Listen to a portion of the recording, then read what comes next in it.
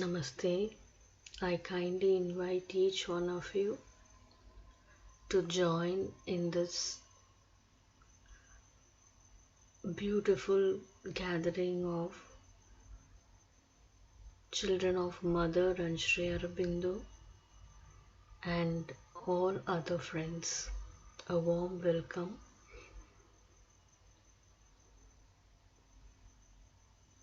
We chant Om 5 times.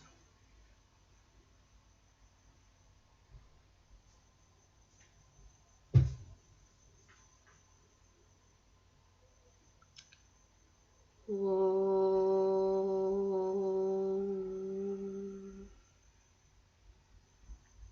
Om.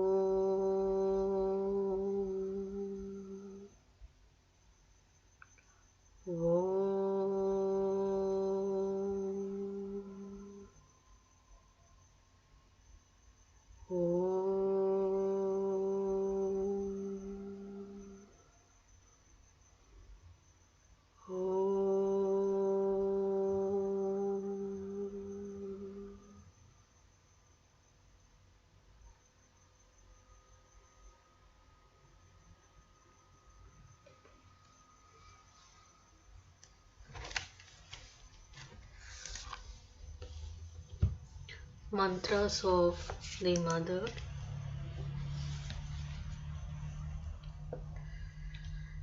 24th December. A new light shall break upon the earth, a light of truth and harmony. With my blessings, Mother.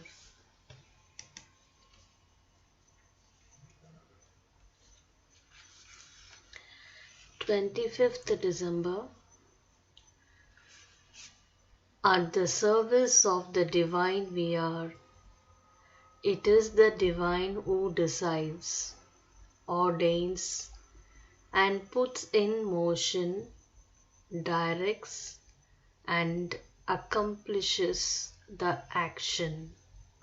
With my blessings, Mother. 26th December. The soul cannot think the Divine, but knows Him with certitude. With my blessings, Mother.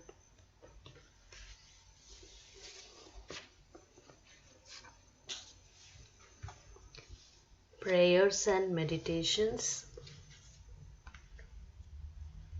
December 24th, 1916. Lord, without allowing my mind to become aware of what was going to happen and how it was going to happen, Thou gavest me this evening a foretaste of what Thou expectest from me. Only a foretaste. For it is a first, very timid step upon the marvelous road Thou hast partially opened before me.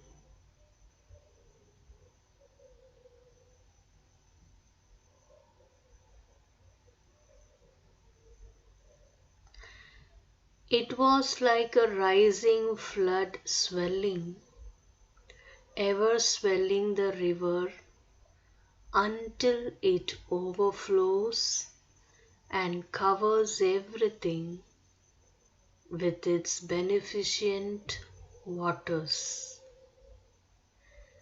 And this time it was the heart which thus overflowed under the pressure of the powers of love Thou didst pour into it.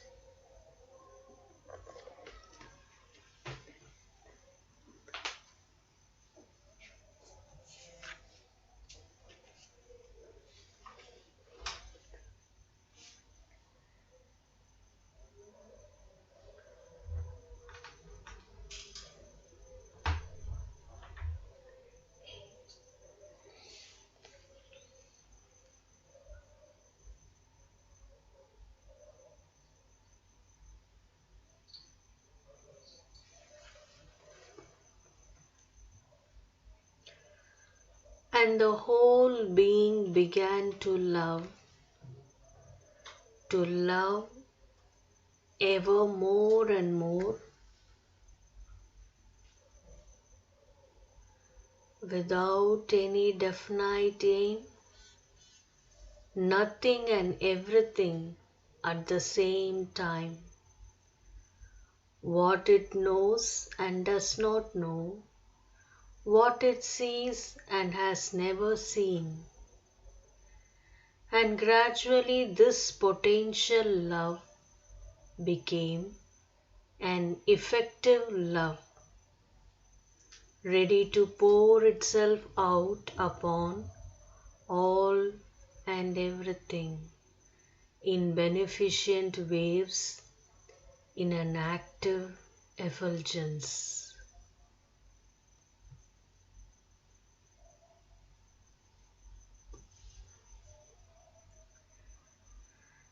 This was a beginning, a very weak beginning, but I knew, O Lord, that this is what Thou willest. As always, Thy will is an infinite grace which floods the being with Thy divine delight and transport it far above all petty contingencies to the glory of Thy celestial dwelling places.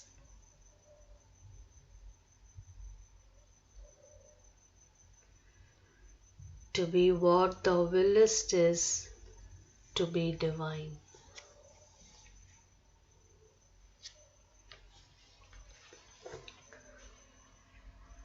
December 25th, 1916. What I heard in the silence and noted down last evening.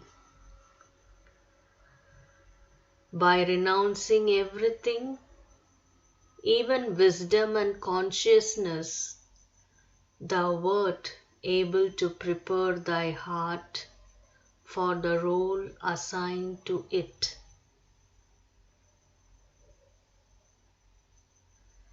Apparently the most unrewarding role, that of the spring which always lets its waters flow abundantly for all, but towards which no waters can ever run back. It draws its inexhaustible strength from the depths and expects nothing from outside. But Thou canst already sense the sublime felicity that accompanies this inexhaustible expansion of love. For love is sufficient unto itself and needs no reciprocity. This is true even of individual love. How much more true then of divine love, which so nobly reflects the infinite.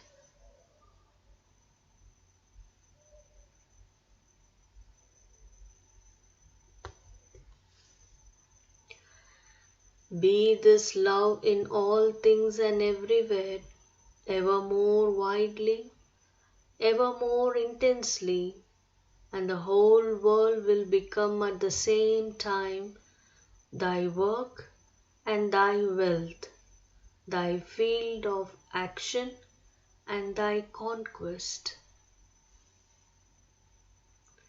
Fight with persistence to break down the last limits which are only frail barriers before the expansion of the being.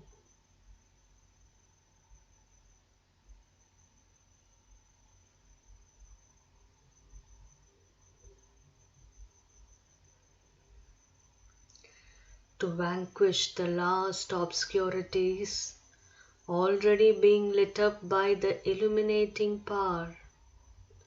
Fight in order to conquer and triumph.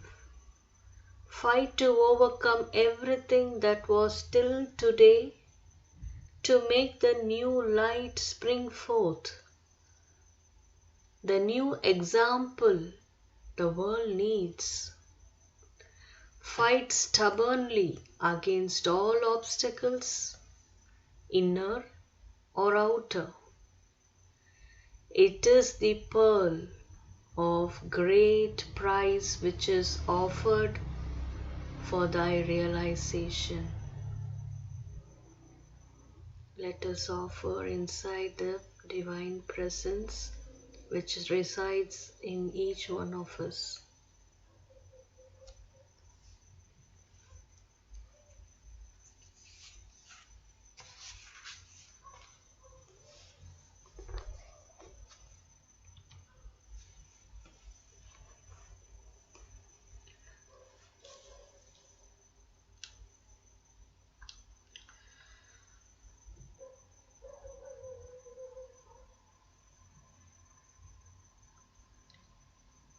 Sonnets by Sri Aurobindo, 1930–1950.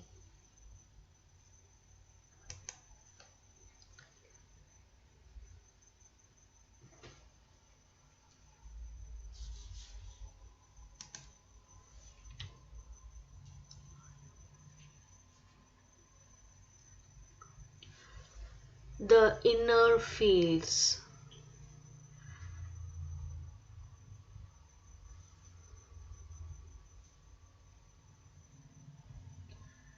There is a brighter ether than this blue pretense of an enveloping heavenly vault, a deeper greenness than this laughing assault of emerald rapture, pearled with tears of dew. Immortal spaces of Circlean hue are in our reach, and fields without this fault of drab, brown earth and streams that never halt.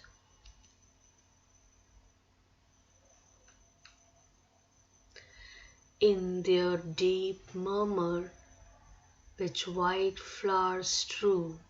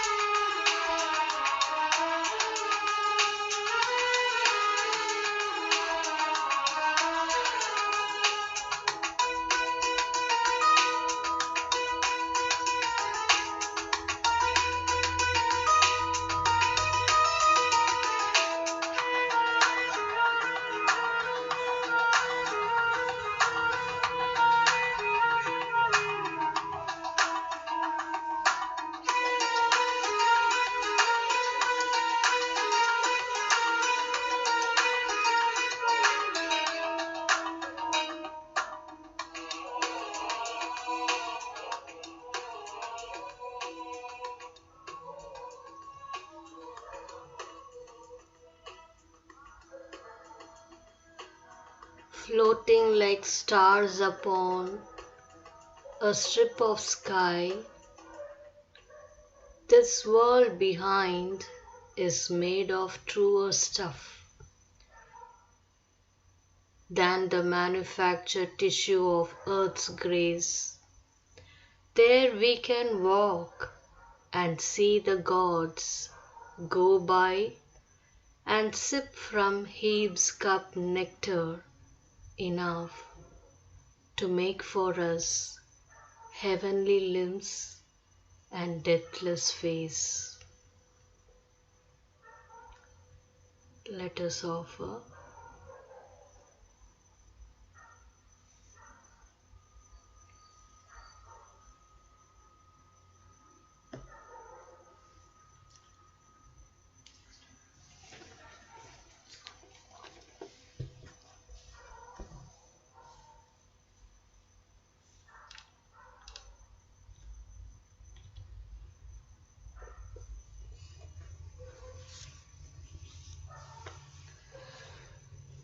Words of Long Ago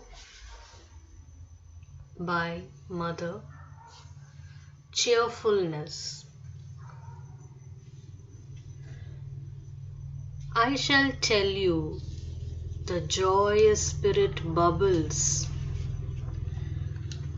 like water from a beautiful spring. The person it tells of had nothing to do with the desire for custom or gain. He was the famed and glorious Rama.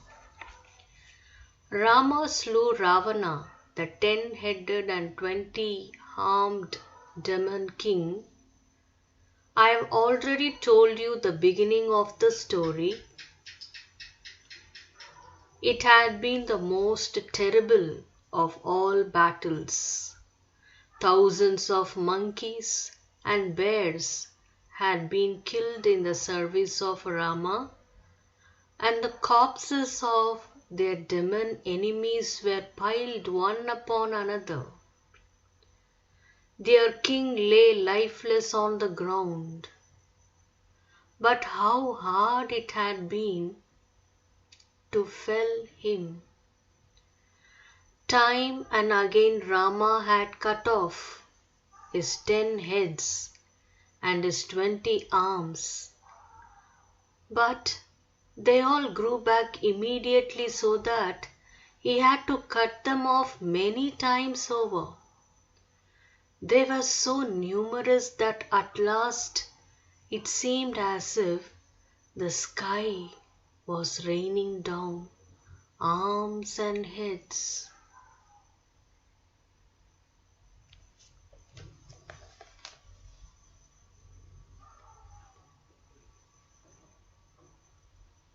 When the terrible war was ended, the monkeys and bears who had been slain were brought back to life, and all stood like a great army awaiting orders.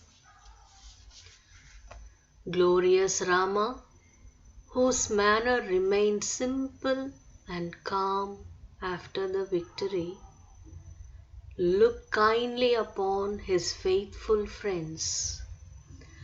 Then Vibhishan, who was to succeed Ravana on the throne, had a chariot load of jewels and rich robes brought for the warriors who had fought so valiantly.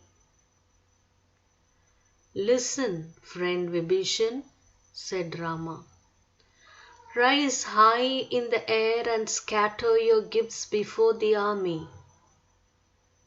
The king did as he was told, and from his chariot in mid-air strewed glittering jewels and brightly colored robes.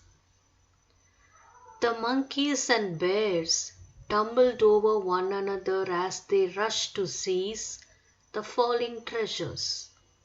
It was a merry scuff.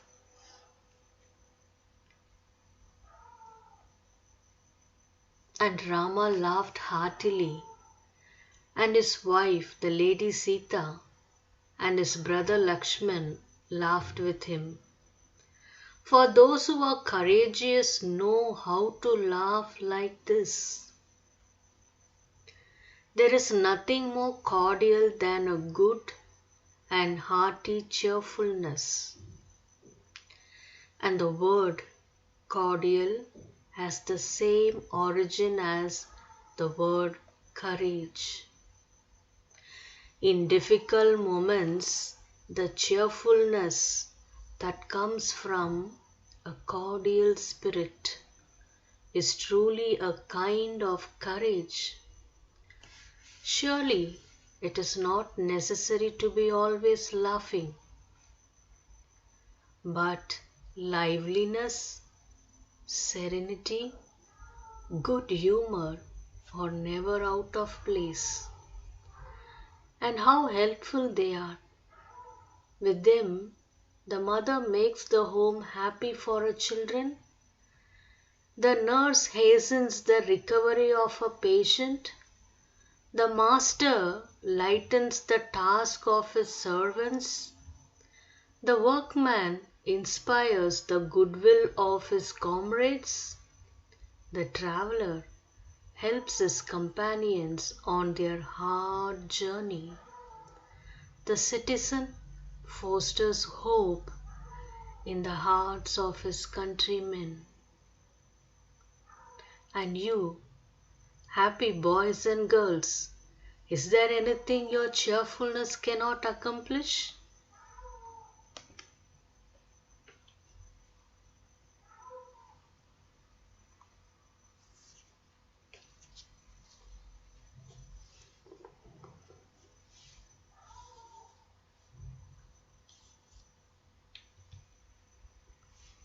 Let us offer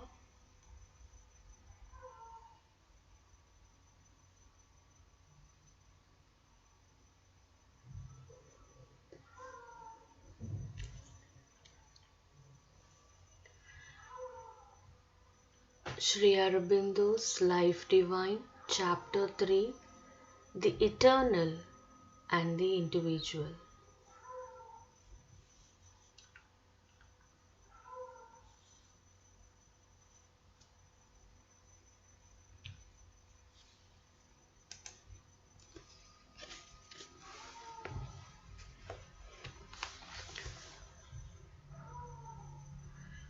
Two birds, beautiful of wing, friends and comrades, cling to a common tree, and one eats the sweet fruit, the other regards him and eats not.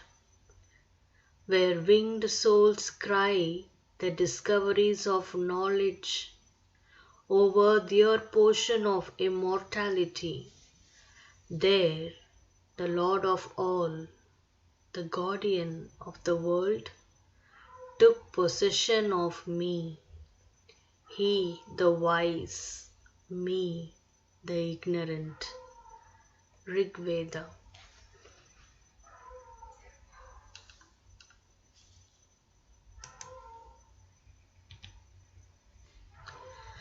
There is then a fundamental truth of existence, an omnipresent reality, omnipresent above the cosmic manifestation, and in it and immanent in each individual.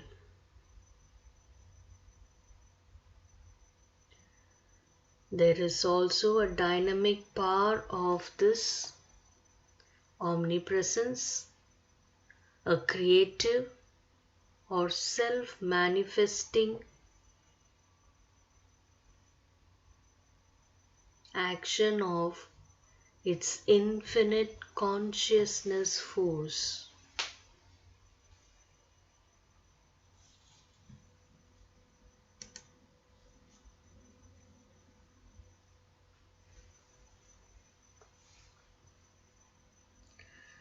There is as a phase or moment of the self-manifestation, a descent into an apparent material inconscience, an awakening of the individual out of the inconscience, and an evolution of his being into the spiritual and supramental consciousness and power of the reality, into his own universal and transcendent self and source of existence.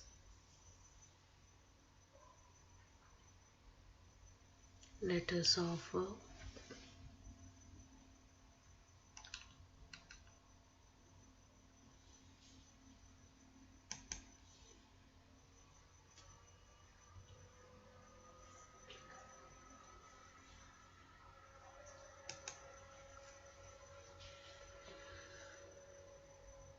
it is on this foundation that we have to base our conception of a truth in our terrestrial being and the possibility of a divine life in material nature.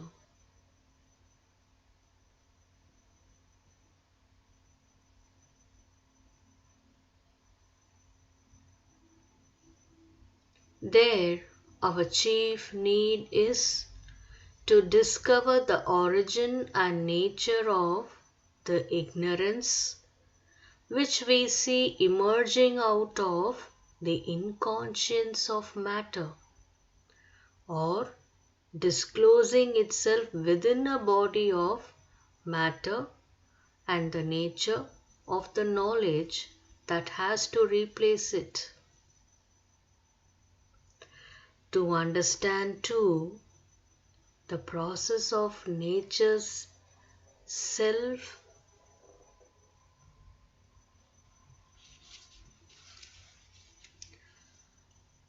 unfolding and the soul's recovery, let us offer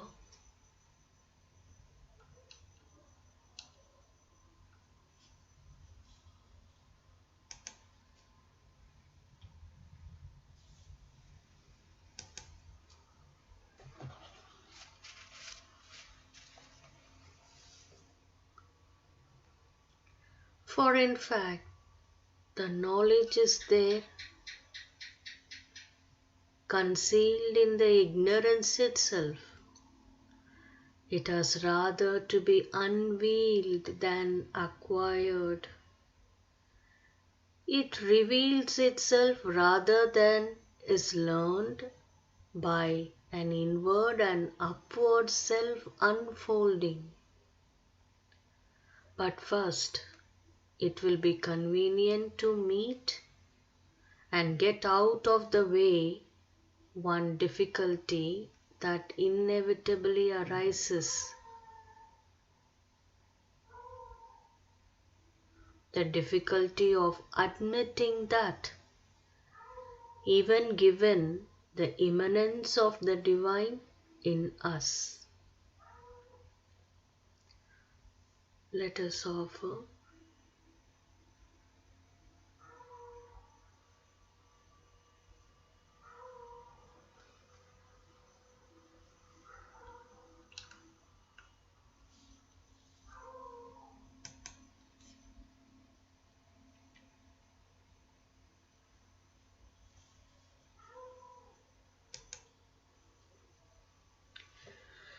even given our individual consciousness as a vehicle of progressive evolutionary manifestation, the individual is in any sense eternal, or that there can be any persistence of individuality after liberation has been attained by unity and self-knowledge.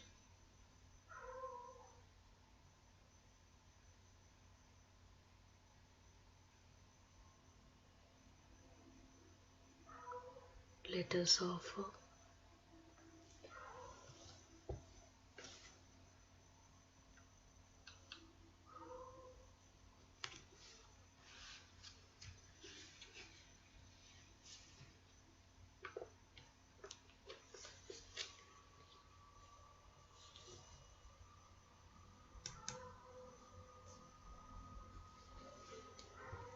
I will take 10 minutes. Please kindly bear with me.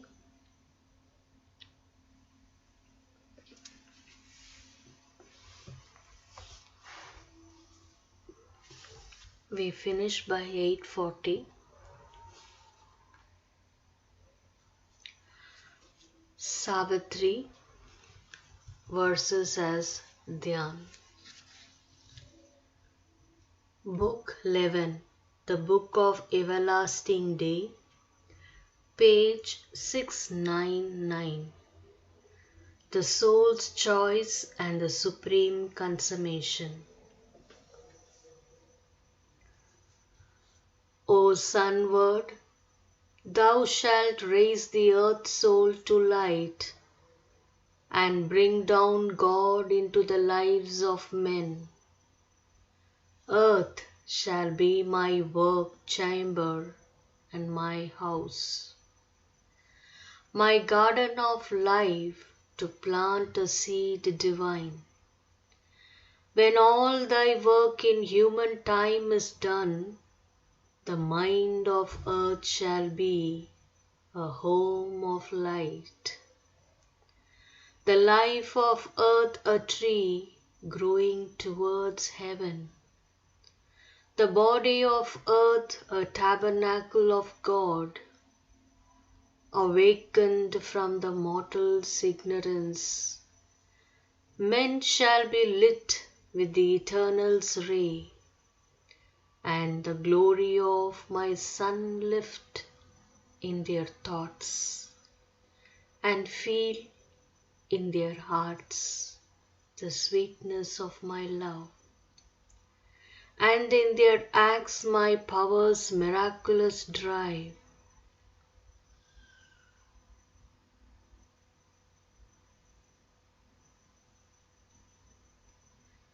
My will shall be the meaning of their days, living for me, by me, in me, they shall live. In the heart of my creation's mystery, I will enact the drama of thy soul, inscribe the long romance of thee and me.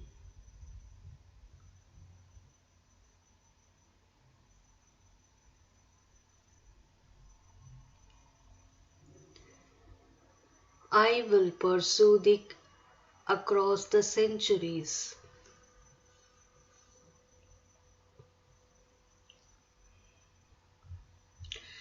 Thou shalt be hunted through the world by love, naked of ignorance, protecting veil and without covered from my radiant gods.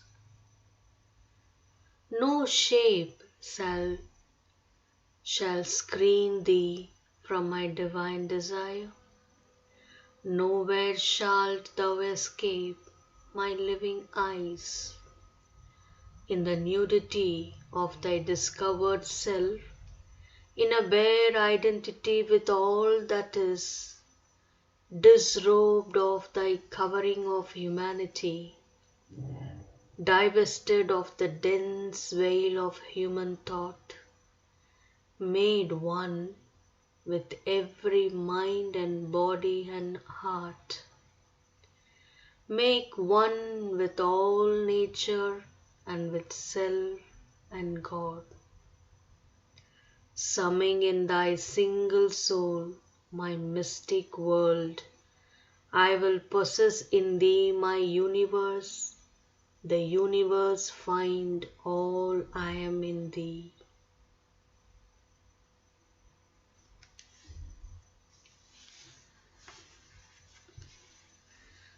Thou shalt bear all things that all things may change. Thou shalt fill all with my splendor and my bliss.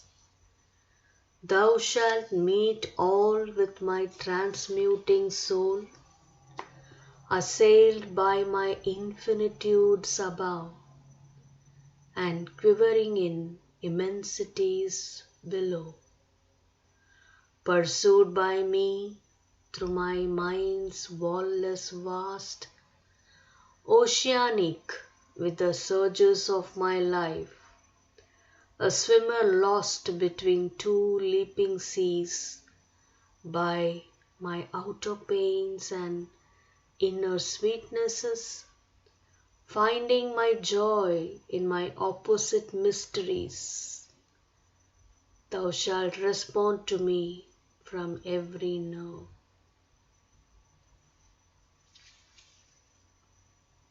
Let us offer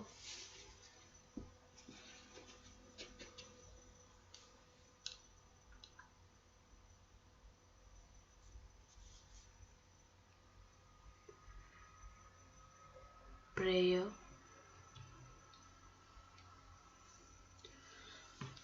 Mother gives her message for Christmas.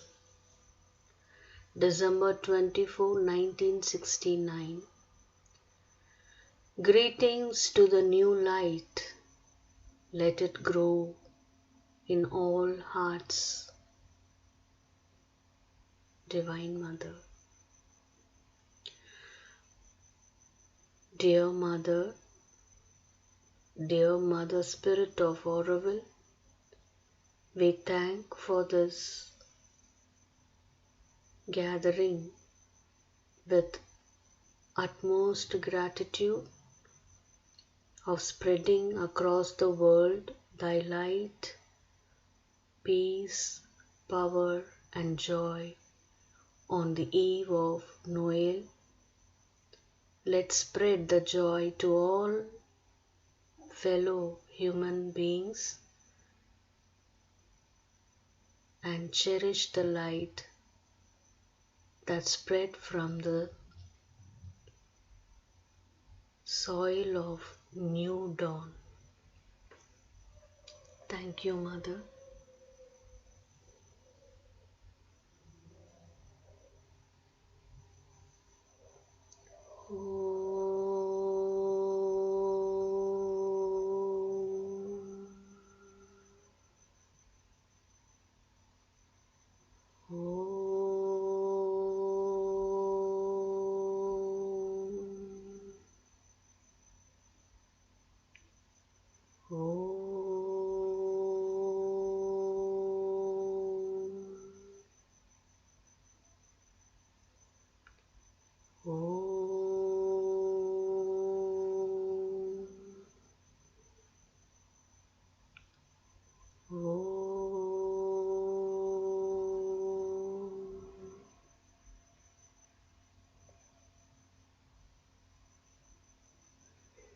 Thank you, Mother. Thank you, Lord. Thanks each one of you. Let us spread the light to ourselves as well as to the people around us. Merry Christmas. Greetings from Aurobindo. Thank you.